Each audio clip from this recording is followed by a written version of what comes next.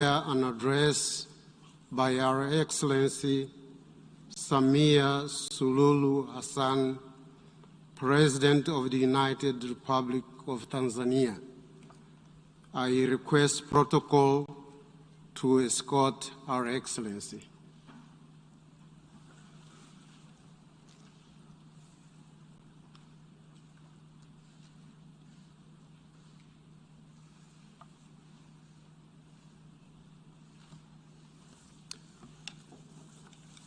On behalf of the General Assembly, I have the honor to welcome to the United Nations Our Excellency SAMIA Suluhu Hassan, President of the United Republic of Tanzania, and to invite her to address the Assembly. Thank you, Chair. Your Excellency Abdullah Shahid, President of the General Assembly, Your Excellency Antonio Guterres, Secretary General of the United Nations, Excellencies, Heads of State and Government, distinguished delegates, ladies and gentlemen, let me commence by joining previous speakers in applauding you, Mr. President, for being elected to preside over the 76th session of this August Assembly, and for the exemplary manner in which you have been presiding over this session.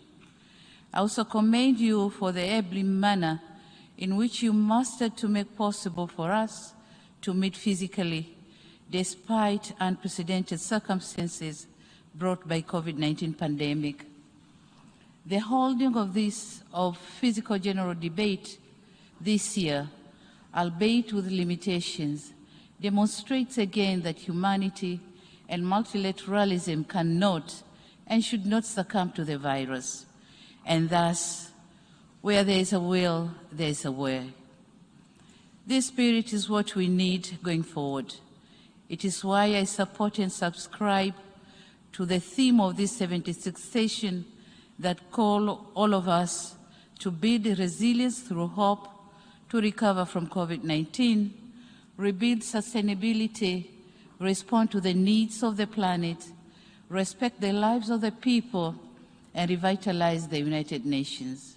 Mr. President, this is my maiden speech at the United Nations General Assembly. Allow me, on behalf of the people and the government of the United Republic of Tanzania, to thank all members of the United Nations for your condolence message extended to our nation following the untimely passing of our late President, Dr. John Pombe Magufuli, on 17th March this year.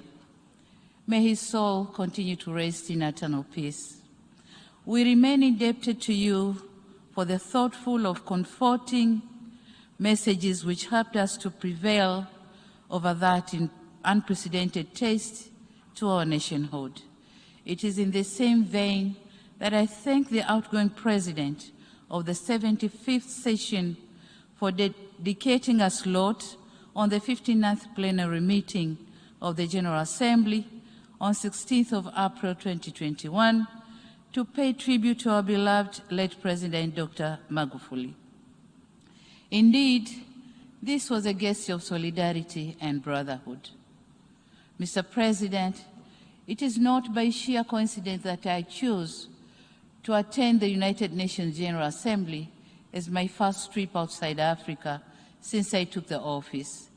I did so out of my deep sense of conviction and faith in multilateralism, in solving multitude of challenges that our world faces today.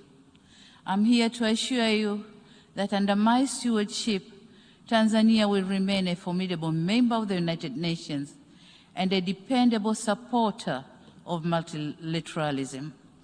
We'll keep our arms open to those who embrace us and engage with us. We'll continue to be Tanzania that you have known and relied on, a Tanzania that peacefully and respectfully coexisted and cooperated with all countries, big or small, mighty or weak, rich or poor, to make this world, our world, a better place for all of us. Mr. President, COVID-19 pandemic has reminded us how vulnerable we are as individual countries, regardless of our size, wealth, or geography. As we meet here today, we have less than a decade ahead to meet our collective commitment to achieve the Sustainable Development Goals. I note with great regret that according to the Sustainable Development Goals report of 2020, right now, the world is not on track to achieve the 2030 agenda, mainly due to adverse impact of COVID-19. The report further shows that in some areas, this pandemic has even reversed the progress that was already achieved years back. For instance, it is expected that around 71 million people who got out of extreme poverty will be pushed back into that situation because of this pandemic. What is depressing is the fact that these impacts are not felt evenly. We in the developing world are the most affected. It is therefore imperative that concerted efforts are undertaken to address this devastating situation. Mr. President, developing nations must be assisted in addressing socio-economic impact of out of COVID-19. On this note, we are thankful to multilateral financial institutions for their efforts in saving many economies from collapsing. These kinds of interventions are important. We cannot afford to take refuge on the onset of COVID-19 as an excuse for not making sufficient progress on achieving the Sustainable Development Goals. Mr. President, Tanzania has not been spared by COVID-19. After the onset of the pandemic, we in Tanzania, and I believe in many other developing countries, were stuck in the twilight of protecting lives and protecting livelihoods. Measures advocated by the World Health Organization were geared towards protecting lives. However, in an economy like Tanzania, consisting of a bigger proportion of people living on subsistence economy, whom we need to keep them afloat, my country therefore adopted all necessary measures to curb the spread of COVID-19, including joining the COVAX facility to ensure that Tanzania gain access to the COVID-19 vaccine. The vaccination campaign has started in July this year with the most vulnerable communities and later on other age groupings. Mr. President, globally, when COVID-19 vaccines were being developed, some of us were hopeful that this would mean something good to all of humanity. Nevertheless, we have come to learn that the virus is moving faster than the global production of distribution of vaccines. And the vast majority of vaccines have been administered in high and upper middle income countries. With the current pace, it is less likely that we'll meet the WHO threshold of vaccinating at least 40% of people in every country by end of 2021, and at least 70% by the first half of 2022. The level of vaccine inequity that we see is appalling.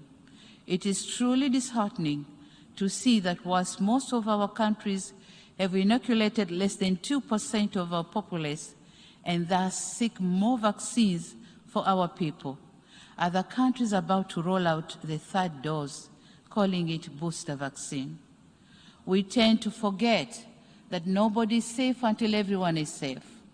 It is indispensable that countries with surplus COVID vaccine doses share them with other countries.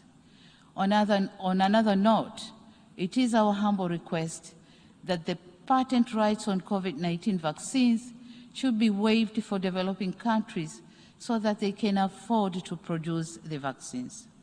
This is not only a necessary move to end this pandemic, but also the right thing to do in order to save humanity. Mr. President, on economic fronts, the United Republic of Tanzania, like other countries, has not been spared by the effects of the COVID-19.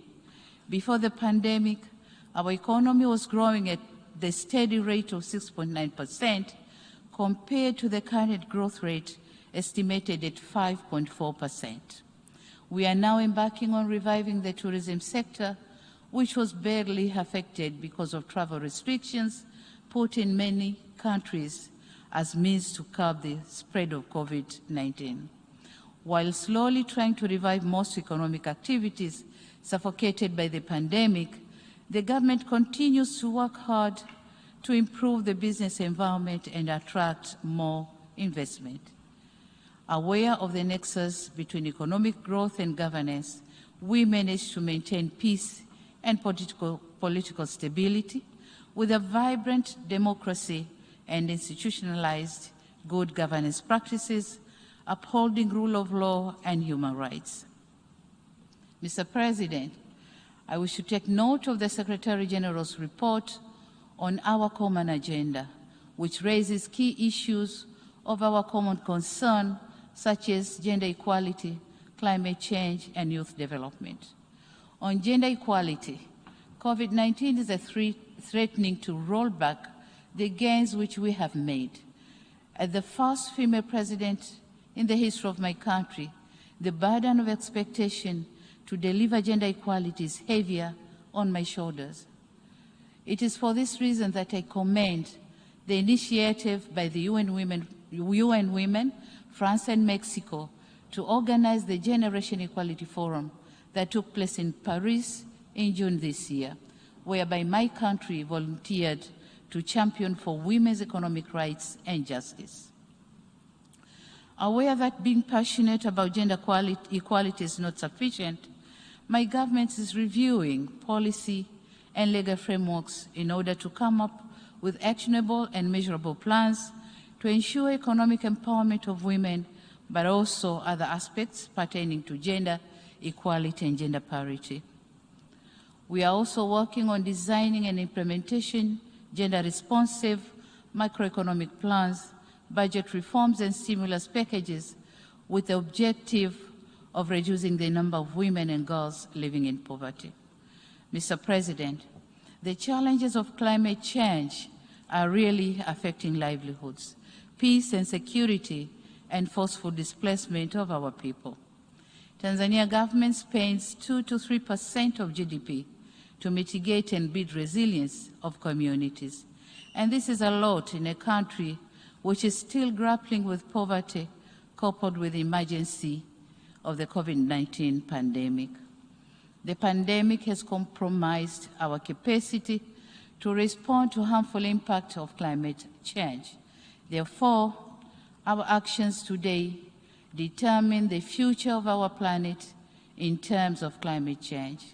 And in this regard, I call for transparent modality for financial disbursement and emphasize that developed countries should fulfill their commitment to contribute $100 billion annually by 2025 so as to facilitate the implementation of the Paris Agreement. Mr. President, in conclusion, I wish to echo my country's commitment in pursuing the principles of multilateralism as enshrined in the Charter of the United Nations. I urge other nations to continue supporting this august institution. The onset of COVID-19 has given to all of us a lesson that we are deeply intertwined and that unilateralism will not get us anywhere when it comes to challenges that transcends our national boundaries. A wise person once said, and I quote, "Alone, one will go faster, but together we'll go far. Multilateralism must always prevail." Mr. Chairman, I thank you, and I thank you all for your kind attention. Thank you very much.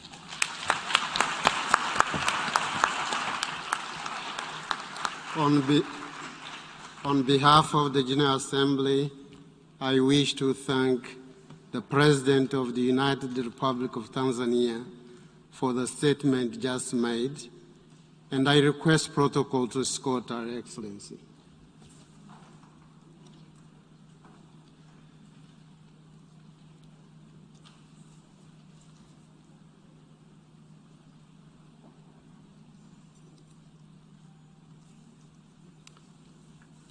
I now give the floor to the distinguished representative of Liberia to introduce an address by the head of state. Mr. President, Excellencies, distinguished delegates, it is my distinct honor. Mamlaka ya Maendeleo ya Biashara Tanzania kupitia Wizara ya Viwanda na Biashara kwa kushirikiana na Chama cha Wasindikaji wa Mafuta ya Alizeti Tanzania TASUPA inaandaa msafara wa kibiashara kwa wasindikaji wa mafuta ya alizeti kuelekea nchi ya Jamhuri ya Kidemokrasia ya Kongo DRC katika mji wa Lubumbashi kuanzia tarehe 1 Oktoba hadi tarehe 5 Oktoba 2021. Msafara huu umefadhiliwa na Jumuiya ya Maendeleo ya Kusini mwa Afrika SADC kupitia mradi wa SADC EU-TRF. Tunawaalika wasindikaji wenye uwezo wa kuhudumia soko la DRC. Wekeza katika uzalishaji wa alizeti. Jenga uchumi wa Tanzania. Twenzetu Lubumbashi.